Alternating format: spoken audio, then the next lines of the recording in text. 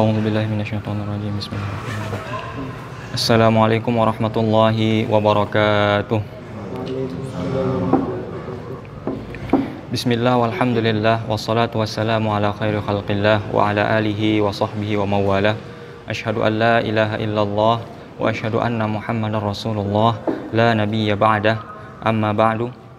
Bismillahirrahmanirrahim. Nawaitu ta'alluma wa ta'lima wa tadzakkura wa tadhkira wan naf'a wal intifa'a wal ifadata wal istifadata wal hatha 'ala tamassuki bi kitabillahi wa sunnati rasulih wad du'a ilal huda wad dalalata 'alal khair ibtigha'a wajhillahi wa mardatihi wa qurbihi wa thawabihi subhanahu wa ta'ala.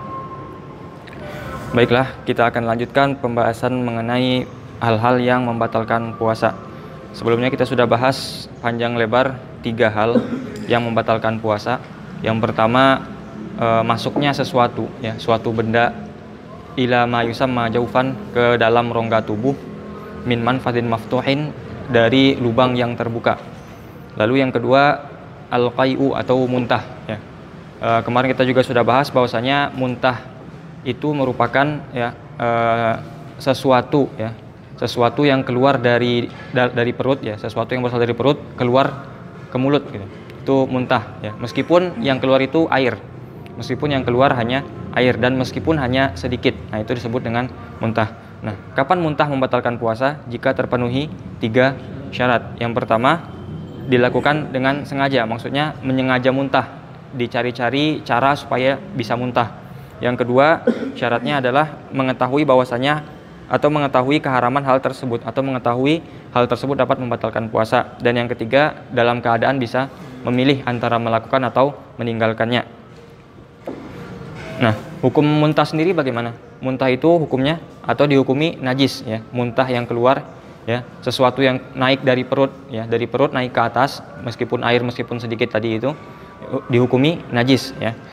Dihukumi sebagai najis, artinya kalau sampai di mulut maka otomatis wajib untuk berkumur-kumur. Bahkan tidak hanya sekedar berkumur-kumur, tapi al-mubalaghatu fil madmadah, ya, bersangatan dalam berkumur-kumurnya, hukumnya wajib. Nah, dan ketika dalam kondisi ini tidak sengaja air masuk melewati batas yang dibolehkan, yaitu makhraj huruf kha, ya, lewat sampai ke makhraj huruf ha, maka tidak batal puasanya, karena termasuk salah satu yang masyru', ya, salah satu yang dianjurkan oleh syariat.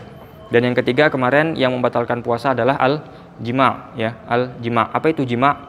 Idkhalul hasyafati kulliha, memasukkan hasyafah, ya, kepala zakar, seperti itu, seluruhnya bagi yang memiliki, au qadriha min faqidiha, atau seukurannya jika tidak memilikinya, fi farjin asliyin, dimasukkan ke dalam faraj atau kemaluan yang asli, ya, benar-benar kemaluan, walau duburon, sekalipun melalui dubur, au farja bahimatin, atau kemaluan dari binatang, walau bihailin sakhinin, sekalipun ketika dimasukkan dibungkus dengan sesuatu yang tebal, walau lam yahsul inzalun, sekalipun ketika dimasukkan tidak keluar air mani, seperti itu.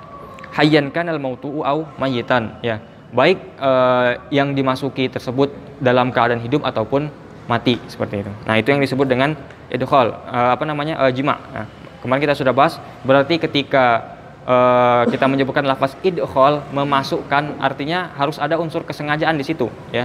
Makanya syaratnya jima' membatalkan puasa itu juga ada 3. Yang pertama itu mesti dengan kesengajaan, ada unsur kesengajaan. Yang kedua, mengetahui bahwasanya hal tersebut dapat membatalkan puasa dan hukumnya haram. Dan yang ketiga, berada dalam pilihan bisa melakukan atau tidak melakukannya. Nah, berarti kalau seandainya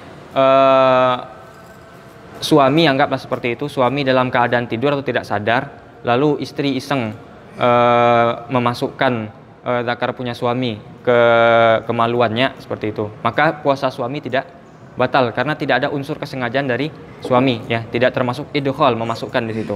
Nah, berkaitan dengan hasyafah sendiri, ya, syarat membatalkan atau dikatakan batal puasanya ketika telah masuk hasyafah seluruhnya kalau memiliki, ya. Berarti kalau hanya separoh, ya, masih separoh saja atau beberapa bagian saja, itu tidak membatalkan puasa.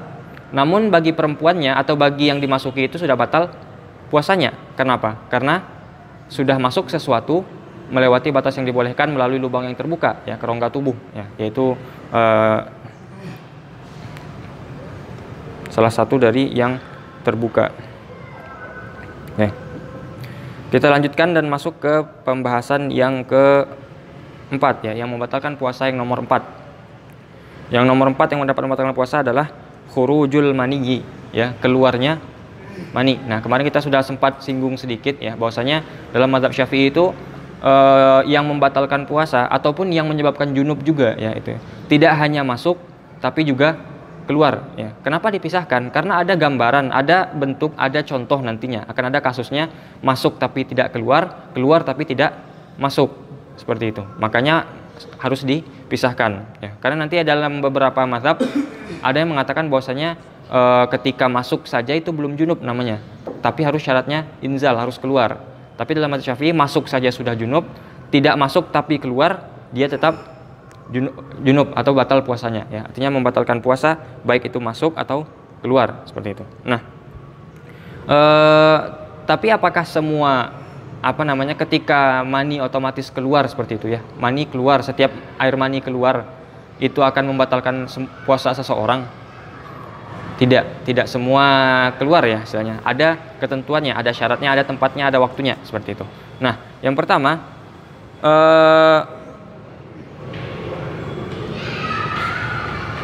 kemungkinan ya, istilahnya kemungkinan yang terjadi itu ada dua. Ya, kemungkinan yang terjadi itu ada dua. Yang pertama, keluarnya itu karena ada unsur memang atau ada maksud untuk mengeluarkan. Ya, kemungkinan pertama, keluar mani itu karena memang ada maksud untuk mengeluarkan. Ya, ada maksudnya, ada niatnya untuk mengeluarkan. Nah, ketika ada maksud untuk mengeluarkan atau bermaksud untuk bagaimana caranya supaya keluar, terus dia cari-cari cara supaya bisa keluar, akhirnya keluar air maninya. Nah, ketika itu batal puasanya dengan cara apapun. Ya, dengan cara apapun. Ingat, ya. Yang pertama, kemungkinan pertama itu adalah keluar air mani itu disebabkan karena memang keinginan dari orang tersebut untuk mengeluarkan. Ada keinginan pengen dikeluarin gitu. Nah, dan setelah ada keinginan tersebut, dia cari cara supaya keluar dan akhirnya keluar. Nah, ketika keluar baru batal puasanya. Ingat ya, itu kata demi kata, kalimat demi kalimat, tolong diperhatikan ya. Ketika orang pengen mengeluarkan air mani, apakah batal puasanya? Belum. Nah, ketika orang pengen mengeluarkan air mani lalu dicari cara untuk mengeluarkan air mani, apakah batal puasanya? Belum. Nah, kapan batal puasanya? Ketika pengen mengeluarkan, dicari cara untuk mengeluarkan dan akhirnya keluar, baru batal puasanya. Hati-hati ya. Kalimat demi kalimat diperhatikan sekali. Tuh.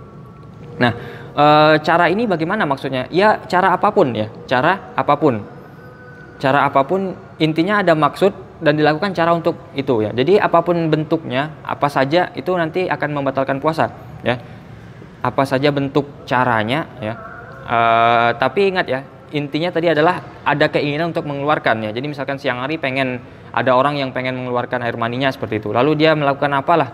Ya tidak usah yang terlalu ekstrim, yang biasa misalkan akhirnya dia melihat tontonan atau gambar yang mengundang syahwat atau bahkan berpikir ya, memikirkan sesuatu yang berhubungan dengan syahwat. Nah, ketika keluar air maninya batal puasanya. Lah, tapi kan nanti ya itu nanti pembahasannya kalau tidak sengaja, kalau tidak ada maksud ya. Kalau ada maksud dari awal dan berpikir tentang hal-hal yang mengandung maksiat atau melihat sesuatu yang ada mengandung maksiat lalu keluar, batal puasanya karena di awal tadi ada keinginan untuk mengeluarkan itu ya. Dan dia berusaha untuk mengeluarkan itu dengan caranya misalnya. Ada usahanya untuk meneruskan atau melanjutkan apa yang dia inginkan tadi. Misalnya ada dia punya tujuan, dia punya usaha. Nah, setelah usahanya dilakukan tercapai tujuannya. Nah, seperti itu. Ibaratnya seperti itu ya. Jadi lebih umum ya. Jadi kalau sekedar ya mungkin dalam bahasa itunya apa ya? Kalau ada keinginan kuat untuk mengeluarkan ya seperti itu intinya ya. Kalau ada mengeluarkan dan dituruti keinginan tersebut, akhirnya keluar, tetap batal puasanya dengan cara apapun ya, dengan cara apapun. Nah, sampai di sini dulu ya. Nanti kita bahas yang setelahnya, nanti akan lebih jelas ya. Nanti kalau sampai di sini saja nanti akan menimbulkan pertanyaan nanti. Karena nanti ada yang mengatakan bahwasanya lah kalau melihat dan berpikir saja terus keluar kan nggak batal, lihat nanti kondisinya bagaimana. Oke, itu yang pertama ya. Jadi yang membatalkan puasa yang nomor 4 itu adalah keluarnya air mani. Kejadiannya bagaimana? Apakah keluar itu saja? Ada dua kemungkinan. Kemungkinan pertama ada tadi keinginan atau kemauan untuk mengeluarkannya. Lalu dicari cara untuk keluar, akhirnya keluar. Nah, ketika itu batal puasanya. Nah, kemungkinan kedua, keluar air mani tersebut, tapi dari awal dia tidak punya keinginan untuk mengeluarkan. Artinya keluar begitu saja tanpa keinginan, ya, tanpa keinginan dia. Ya. Tadi kalau di awal yang pertama ada unsur keinginan dan keluar, otomatis batal. Caranya bagaimana saja, gitu. Terserah bagaimana caranya. Nah, kalau yang kedua tidak ada keinginan, ya, tidak ada keinginan untuk mengeluarkan, tapi nanti keluar dia. Nah, apakah semuanya membatalkan? Tidak juga, ya. Nanti kita ada rinciannya. Nah, kita rincikan satu persatu, ya. Biasanya, umumnya, ya, yang kedua ini terjadi karena ada sentuhan fisik. Ya. Tadi poin pertama kan ada unsur kesengajaan. Poin kedua tidak ada unsur kesengajaan, tapi tetap keluar, misalkan seperti itu. Apakah batal puasanya? Kita rinci. Nah, masalah pertama biasanya terjadi karena adanya sentuhan fisik, ya, ada sentuhan fisik, ada kontak fisik, nah, menyebabkan keluar, ya. Nah, apakah setiap kontak fisik lalu dia tidak ada maksud berkontak fisik dengan ya siapalah gitu, lalu keluar air mani, apakah batal puasanya? Tidak semuanya. Kita lihat ada yang membatalkan, ada yang tidak membatalkan. Lihat, ya, perhatikan baik-baik. Ini sedikit ribet, ya. Jika yang disentuh bisa membuat orang yang menyentuh bersyahwat secara tabiat. Ulangi, ya. Ini kasusnya yang kedua, kasusnya tidak ingin mengeluarkan, memang tidak ingin mengeluarkan, ya. Ya, tidak ingin mengeluarkan, tapi nanti tiba-tiba keluar. Nah, kapan batal puasanya orang yang dalam keadaan kedua ini? Lihat kondisinya. Tadi biasanya terjadi karena kontak fisik. Nah, ingat, yang pertama, ya, yang A lah seperti itu. Yang A. Jika yang disentuh, ya, karena sentuhan fisik kan, jika yang disentuh itu bisa membuat orang yang menyentuh bersyahwat secara tabiat, ya. Bersyahwat ini bukan artian ketika disentuh langsung bersyahwat, tidak. Maksudnya itu tidak harus seperti itu, ya. Istilahnya ada kemungkinan syahwat gitu. Meskipun ketika disentuh itu tidak ada syahwat, misalkan. Nanti kita perjelas lagi, ya. Kita ulangi. Jika yang disentuh dapat membuat orang yang menyentuh, ya, bersyahwat secara tabiat. Apa maksudnya secara tabiat? Secara tabiat maksudnya ya secara tabiat manusia akan bersyahwat ketika menyentuh orang seperti itu, ya. Nah, itu. Nah, biduni qasdi ikhrajil mani, dan dia tidak bermaksud untuk mengeluarkan air mani, ya. Jadi dia menyentuh tapi dia tidak pengen gitu, tidak pengen mengeluarkan air mani, ya.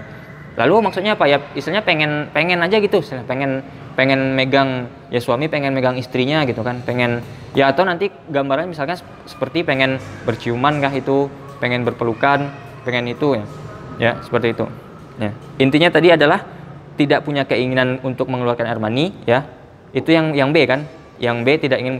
Nah, kondisinya yang A, ya. Yang A, jika yang disentuh dapat membuat orang yang menyentuh bersyahwat secara tabiat, ya, dan tidak ada unsur keinginan untuk mengeluarkan air mani, lalu keluar air maninya, apakah batal puasanya? Yang nomor satu, ya. Yang nomor satu, jika yang disentuh tersebut bukan mahramnya, ya, jika yang disentuh tersebut bukan mahramnya, batal puasanya jika keluar air mani tanpa, istilahnya sentuhan tersebut tanpa ada penghalang. Ulangi, ya. Perhatikan, fokus baik-baik, ya. Ini poin-poinnya banyak sekali, ya. Kita ulangi dari awal supaya lebih tergambar jelas, ya. Yang membatalkan puasa yang nomor 4 adalah khurujul mani, ya, keluarnya air mani. Nah, keluar air mani ini, ya, ada dua kemungkinan. Kemungkinan pertama itu karena memang maksud pengen mengeluarkan lalu akhirnya keluar dan batal puasanya, sekalipun dengan cara yang dihalalkan, ya. Ingat, yang pertama ini sekalipun dilakukan dengan cara yang dihalalkan. Contohnya apa yang dihalalkan? Misalkan, ya, kalau bahasa itunya kan onani lah seperti itu. Nah, onani kalau dilakukan sendiri apakah boleh? Kan haram.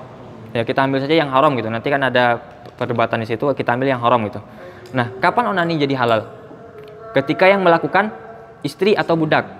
Istrinya atau budak perempuannya melakukan itu halal, ya, tidak haram, ya. Hati-hati. Nah, meskipun yang melakukan istrinya tapi keluar nanti dan dia pengen, misalnya dari awal dia pengen mengeluarkan air mani, lalu dia suruh istrinya untuk melakukan onani, akhirnya keluar air maninya, batal puasanya, tetap batal puasanya, ya.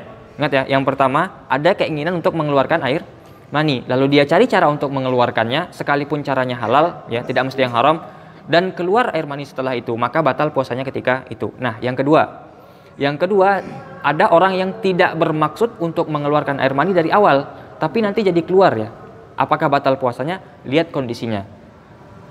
Biasanya, umumnya hal ini terjadi, ya poin kedua ini terjadi ketika ada kontak fisik dengan lawan jenis atau dengan ya intinya kontak fisik lah ya, ada sentuhan fisik lah seperti itu. Nah, sentuhan fisik apakah selamanya membatalkan puasa? Tidak, ada rinciannya lagi ya. Rinciannya bagaimana? Yang A, ya, yang A makanya. Yang A, jika yang disentuh dapat membuat orang yang menyentuh ya bersyahwat secara tabiat tadi sudah paham ya. Secara tabiat artinya secara normal pasti akan bersyahwat ketika disentuh ya. Nah, dan tidak ada unsur kesengajaan untuk mengeluarkan air mani dari awal ya. Dari awal dia tidak pengen keluar, tapi dia pengen nyentuh gitu. Nah, maka keluar air mani setelah itu ya. Akhirnya keluar maninya. Nah, dilihat. Yang pertama, jika yang disentuhnya itu bukan mahramnya. Ya, berarti contohnya siapa kalau bukan mahramnya? Istrinya. Ya, atau wanita asing lah seperti itu. Istri apakah mahram? Bukan. Istri mahram apa bukan? Bukan. Ya. Kalau istri mahram berarti istri tidak bisa dinikahi ya. Karena mahram tidak boleh dinikahi ya. Istri berarti bukan mahram. Berarti kalau menyentuh istri anggaplah contohnya seperti itu ya. Istri atau wanita asing atau perempuan asing itu. Nah, maka batal puasanya ketika keluar air maninya dengan syarat tidak ada penghalang antara kulit sama kulit. Ya, gambarannya seperti ini ya. Seorang suami ya, ada seorang suami ya, ini gambarannya. Seorang suami dia tidak ada unsur atau keinginan untuk mengeluarkan air mani, tapi dia pengen berpelukan sama istrinya gitu. Lalu dia pelukan sama istrinya, keluar air maninya. Batalkah puasanya? Batal jika sentuhannya tidak ada pembatas, tidak ada batas. Artinya kulit ketemu kulit, batal puasanya ya. Sekalipun ketika itu dia tidak bersyahwat. Perhatikan, sekalipun ketika itu dia tidak bersyahwat. Lah tadi kan yang pertama katanya kalau dia bisa bikin syahwat, bisa membuat syahwat bukan berarti ada syahwat ketika itu ya. Tolong dipahami sekali ya. Ya. Jika yang disentuh bisa membuat yang menyentuh bersyahwat, artinya belum tentu segalanya bisa ada syahwatnya ya. Tidak syahwat pun nanti masuk di sini ya. Intinya bisa membuat saja gitu. Tapi tidak mesti disyaratkan harus ada syahwatnya ya. Jika yang disentuh bisa membuat yang menyentuh itu memiliki bersyahwat secara tabiat. Nah, lalu keluar air mani setelah terjadi sentuhan tersebut. Yang pertama, jika yang disentuh adalah orang yang bukan mahram, istrikah itu atau wanita asingkah itu, batal puasanya ketika keluar air maninya dengan syarat, ya apa syaratnya? Tidak ada pembatas atau tidak ada penghalang antara kulitnya dengan kulit yang disentuhnya. Artinya sentuh kulit dengan kulit. Nah, sekalipun dalam keadaan bersyahwat ketika itu, sekalipun dalam keadaan tidak bersyahwat ketika itu, ya. Sekalipun dalam keadaan tidak bersyahwat ketika itu ya, dipahami sekali ya, ini masalahnya rada ribet ya, itu yang A1 ya, A1. Nah, yang A2-nya, kalau yang disentuh tadi mahramnya, bagaimana hukumnya? Kalau yang disentuh tadi yang pertama bukan mahram, yang B, yang A2-nya adalah yang mahramnya. Bagaimana kalau yang disentuh itu mahramnya? Batal puasanya ketika keluar air maninya ya.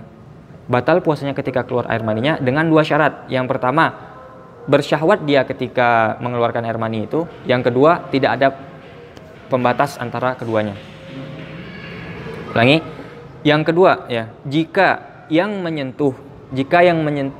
menyentuh seseorang, jika yang disentuh adalah seseorang yang bisa membuat orang yang menyentuh menjadi bersyahwat secara tabiat, tapi tidak ada maksud unsur kesengajaan untuk mengeluarkan air mani dari awal. Nah, dan yang disentuh ini mahramnya, baik itu mahram secara nasab atau mahram secara ipar besan ya, musaharah, ataupun mahram secara persusuan seperti itu ya.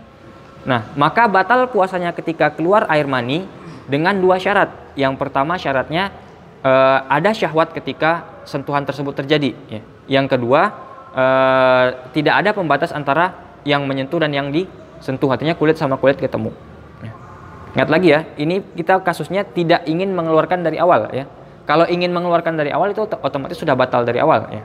Ketika keluar, apapun bentuknya, apapun kondisinya, batal karena ada maksud untuk mengeluarkan dari awal. Nah, yang kedua ini yang kita bahas ini tidak ada maksud. Nah, biasanya yang terjadi adalah karena kontak fisik. Nah, yang A, orang yang disentuh bisa membuat orang yang menyentuh batal puasanya, bersyahwat secara tabiat. Nah, ketika yang disentuhnya itu bukan mahramnya, lalu keluar air maninya ketika terjadi sentuhan tersebut. Nah, apakah batal puasanya? Batal puasanya ketika tidak ada pembatas atau tidak ada penghalang antara kulit orang yang menyentuh dengan kulit yang disentuh. Nah, sekalipun ketika itu tidak ada syahwat, artinya syahwat tidak dipandang ketika masalah yang A1 ini. Nah, masalah A2 ya, ketika yang disentuh dapat membuat yang menyentuh bersyahwat secara tabiat, ya, dapat membuat yang menyentuh bersyahwat secara tabiat, dan yang dipegangnya itu adalah orang yang merupakan mahramnya ya, mahram. Tapi nah, apakah batal puasanya ketika keluar mani? Batal ketika terpenuhi dua syarat. Yang pertama, ada unsur syahwat di situ. Yang kedua, tidak ada pembatas atau tidak ada penghalang antara kulit dengan kulit, ketemu kulit sama kulit langsung gitu. Contohnya apa yang A2 ini? Contohnya adalah ketika ya misalkan ada seseorang yang ketika kecil dia disusukan ke ibu susu yang lain. Nah, kebetulan ibu susu yang lain itu punya anak perempuan juga yang seumuran lah, anggap seperti itu. Nah, akhirnya ya kita contoh yang itu saja, karena kita misalkan contohkan seorang abang menyentuh adiknya, itu kan terlalu itu ya. Anggaplah seperti itu, kan orang asing tapi menjadi mahram karena persusuan nih. Nah, akhirnya yang laki-laki tadi itu yang diserahkan ke persusuan orang lain itu menyentuh, misalnya berpelukan lah, enggak seperti itulah, menyentuh perempuan yang menjadi saudara susunya tadi, ya saudara persusuannya tadi. Ya, dia tidak ada bermaksud untuk mengeluarkan air mani. Nah, dia sentuh, ternyata keluar air maninya. Apakah batal puasanya? Tergantung, terpenuhi nggak dua syarat. Apa dua syaratnya? Yang pertama, sentuhan itu ada batas nggak? Kalau tidak ada batasan berarti terpenuhi satu syarat. Yang kedua, apakah dia bersyahwat nggak ketika menyentuh itu? Kalau dia bersyahwat berarti otomatis terpenuhi dua syarat, batal puasanya ketika itu. Hilang saja salah satu syarat, tidak batal puasanya. Ya, dia peluk adik sepersusuannya itulah seperti itu. Dia peluk seperti itu. Nah, tapi kan ada pembatas misalkan.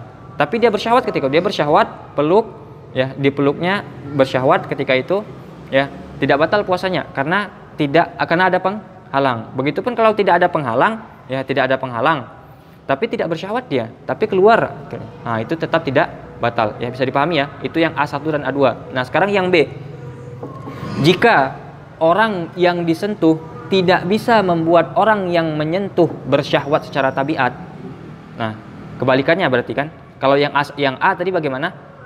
Orang yang menyentuh bisa bersyahwat gara-gara menyentuh yang disentuh gitu. Kalau yang B, orang yang menyentuh tidak bersyahwat gara-gara menyentuh yang disentuh. Ya, istilahnya tidak bersyahwat itu tidak bisa membuat syahwat secara tabiat, bukan bersyahwat atau tidak bersyahwat ya.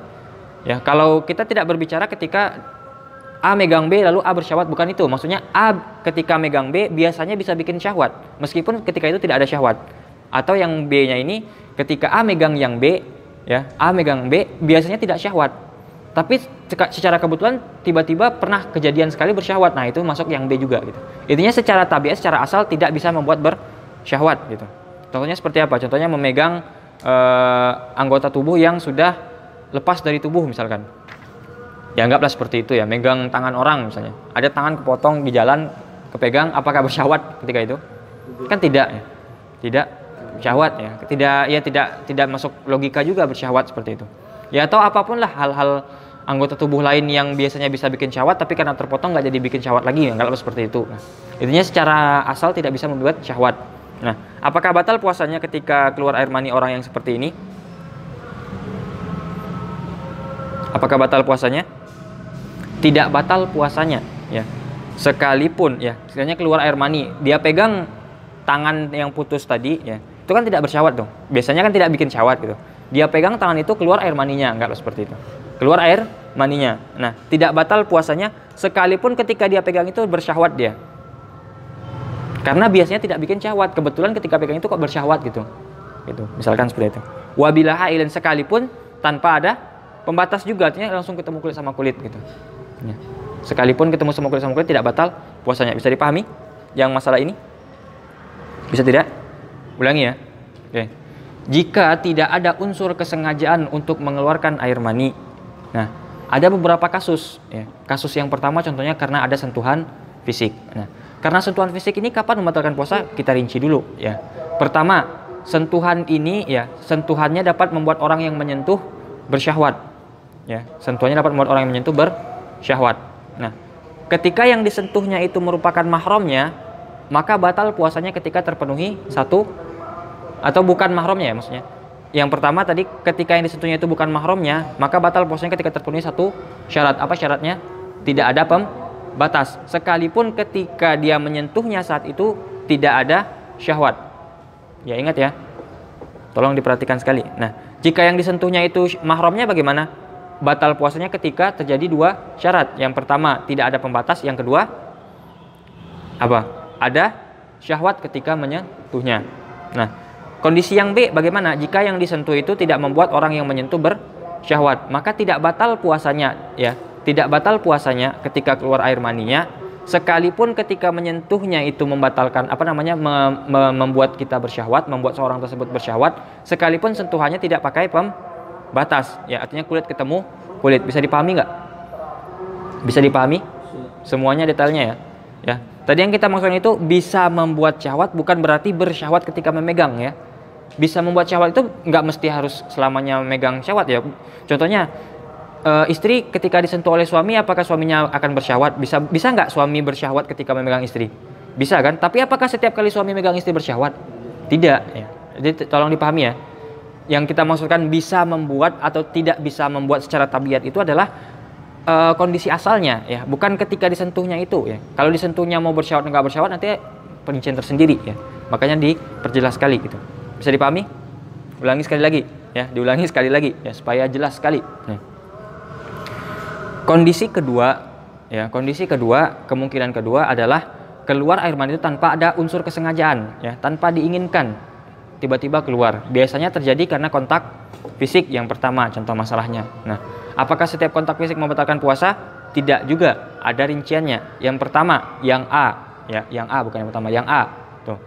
Kontak tersebut ya terjadi antara orang yang mana ketika menyentuh seorang yang lain. Orang yang lain itu dapat membuat orang yang pertama menyentuh tadi itu bersyahwat ya. Misalnya bisa ada kemungkinan memiliki syahwat secara tabiat ketika disentuh. Nah, ada rinciannya. Yang pertama, jika yang disentuh itu bukan mahramnya, maka batal puasanya ketika sentuhan tersebut tidak ada pembatas, artinya kulit ketemu kulit, sekalipun ketika itu tidak bersyahwat ya.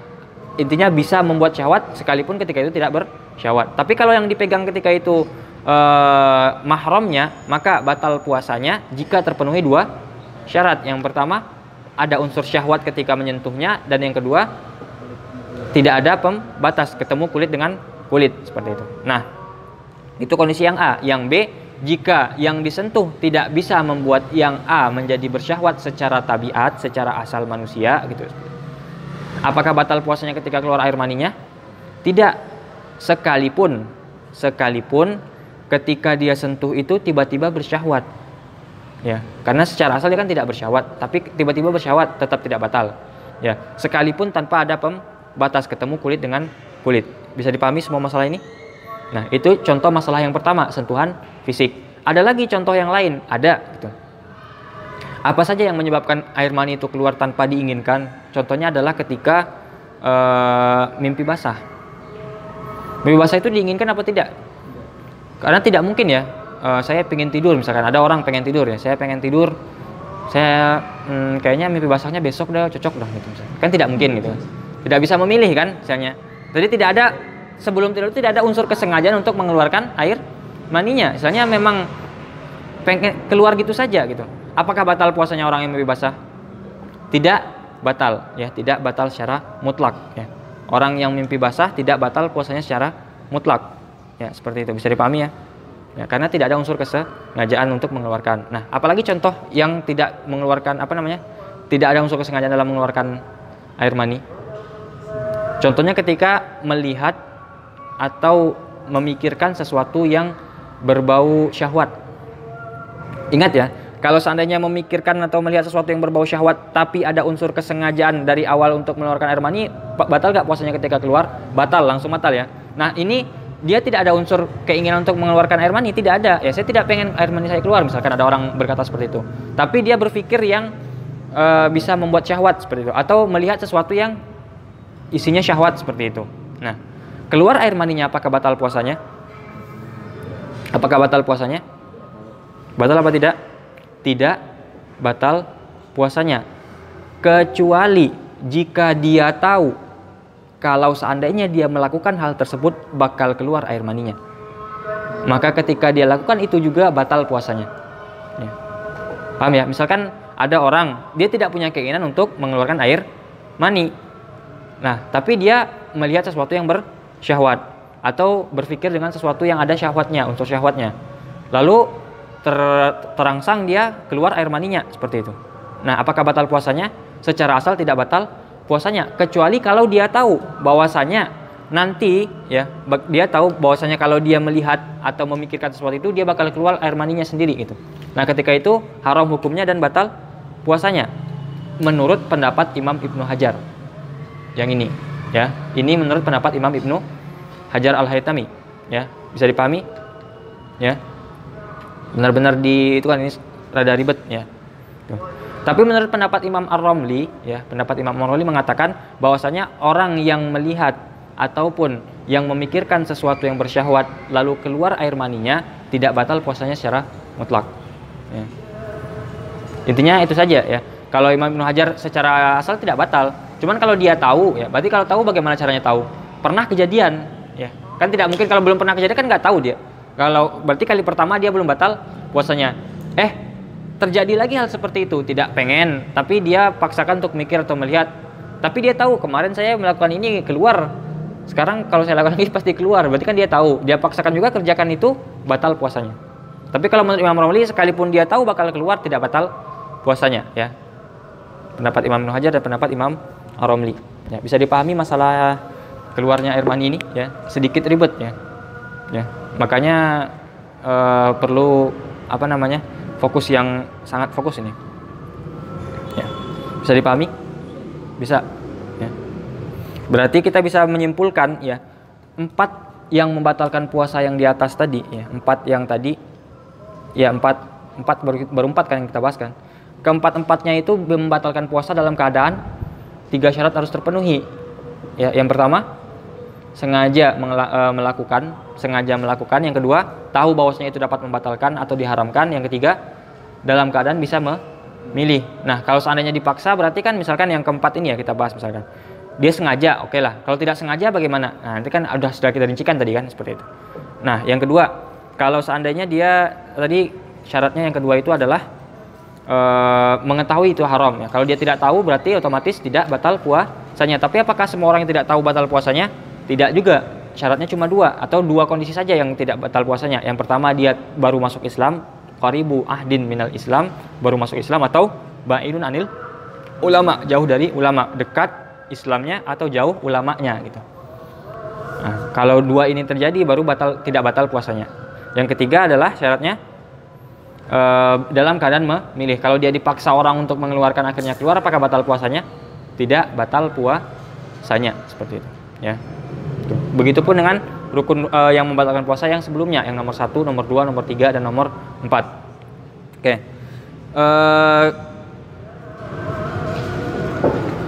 Itu yang nomor 4 ya. Supaya lebih meyakinkan, kita ulangi sekali lagi secara penuh dari awal yang nomor 4 ini ya. Ya. Dan nanti kita tutup sampai di nomor 4 ini saja untuk hari ini, tapi kita ulang dulu sekali lagi supaya lebih fokus ya. Apa yang membatalkan puasa? Yang nomor 4, keluarnya mani, khurujul mani, keluarnya air mani ya. Keluarnya air mani. Yang otomatis ini keluar air mani bukan karena jima ya. Kalau keluar air mani karena jima batal nggak puasa? Batal. Kenapa batal? Enggak. Keluar air mani karena jima batal nggak puasa? Ya. Kenapa batal? Karena disengaja apa? Karena keluar air maninya. Karena jimanya, bukan karena keluar air maninya. Ya, bisa dipahami ya. Kemarin kita sudah bahas juga ya. Perempuan ya ketika jima, laki-laki jima kan antara laki-laki dan perempuan. Laki-laki batal puasanya, perempuan batal nggak puasanya? Batal. Kenapa batal puasanya? Karena masuk sesuatu ke rongga tubuh dari lubang yang terbuka, bukan karena jimanya. Sekarang kalau keluar mani karena jima, apakah batal puasanya? Batal. Kenapa batal? Karena jimanya, bukan karena keluar maninya. Ya karena kan masuk dulu baru keluar kan gitu. Nah, sekarang yang kita bahas adalah keluar air mani tanpa adanya unsur jima gitu. Apakah membatalkan puasa? Ada rinciannya. Secara umum dapat membatalkan ketika terpenuhi 3 syarat. Yang pertama, dilakukan secara sengaja. Nah, kalau tidak sengaja bagaimana? Ada rinciannya nanti ya. Tidak semua yang tidak sengaja itu membatalkan dan tidak membatalkan ya. Yang kedua, dilakukan dalam keadaan mengetahui bahwasanya hal tersebut dapat membatalkan puasa atau dalam keadaan tahu itu hukumnya haram gitu. Dan yang ketiga, dalam keadaan bisa memilih antara melakukan atau meninggalkannya. Nah, ketika terpenuhi semua syaratnya itu pasti batal. Nah, kita bahas rinciannya ya. Mengeluarkan mani tanpa jima itu juga membatalkan puasa ya. Kemungkinannya ada dua. Kemungkinan pertama adalah keluarnya tersebut karena ada unsur keinginan dari awal untuk mengeluarkan. Lalu dia berbuat sesuatu sehingga keluar air maninya dan keluar air maninya. Nah, ketika itu batal puasanya sekalipun yang dia lakukan itu halal.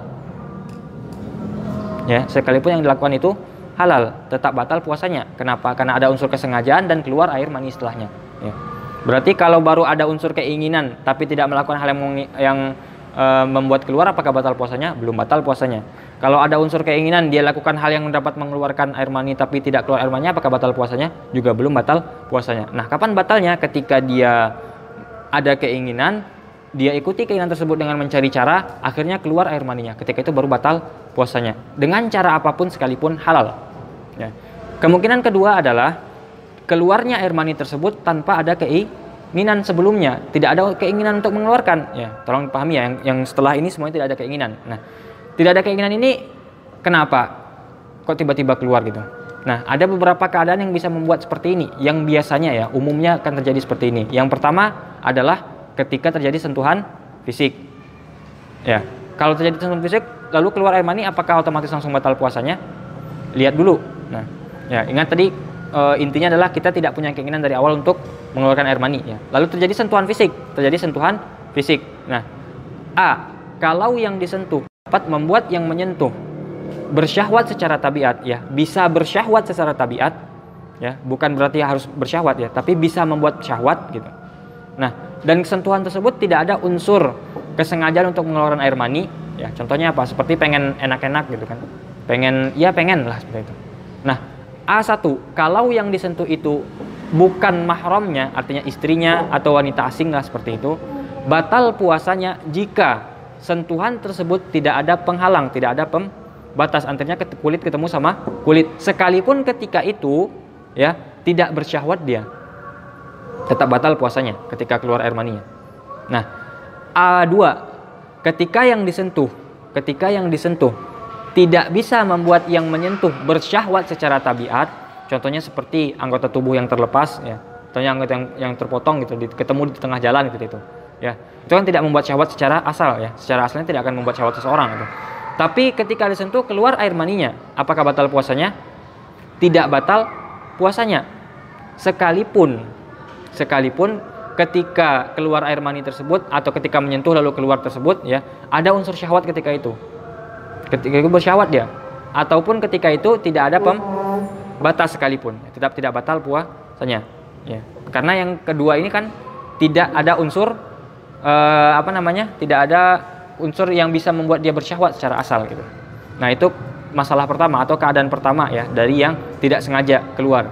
Nah, tidak sengaja keluar ini ada kasus kedua, contohnya adalah mimpi basah. Nah, apakah orang mimpi basah itu membatalkan puasa? Tidak.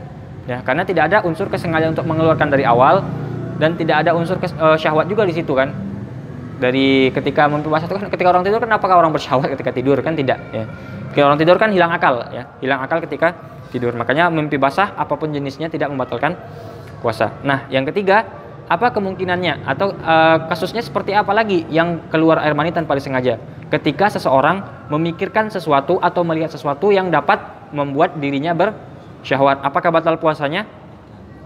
Tidak batal puasanya jika tidak ada unsur kesengajaan mengeluarkan dari awal, kecuali kalau dia tahu bahwasanya akan keluar air maninya ketika dia melakukan hal tersebut sekalipun dia tidak bermaksud dari awal. Itu pendapat Imam Ibnu Hajar Al-Haytami. Bisa dipahami? Ya, pendapat Imam Ibnu Hajar Al-Haytami bagaimana kasusnya orang yang melihat atau memikirkan sesuatu yang mengandung syahwat, tidak batal puasanya jika dia tidak ada bermaksud untuk mengeluarkan air mani dari awal, ya.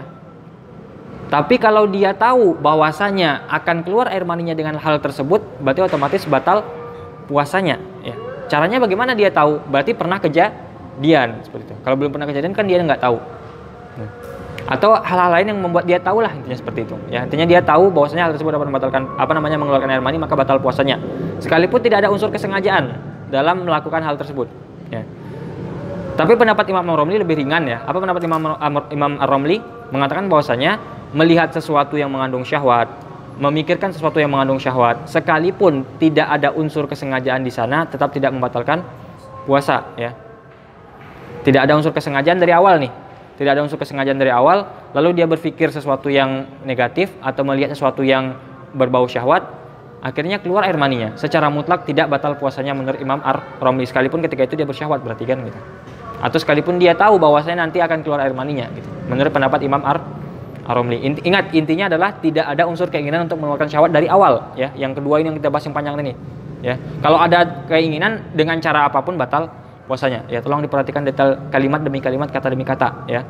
Kalimat demi kalimat, kata demi kata ya, paragraf demi paragraf itu diperhatikan sekali. Poin demi poin itu sangat berpengaruh ya. Nah, oke, kita cukupkan sampai di sini dulu untuk yang membatalkan puasa yang nomor 4. Kita besok masuk yang nomor 5.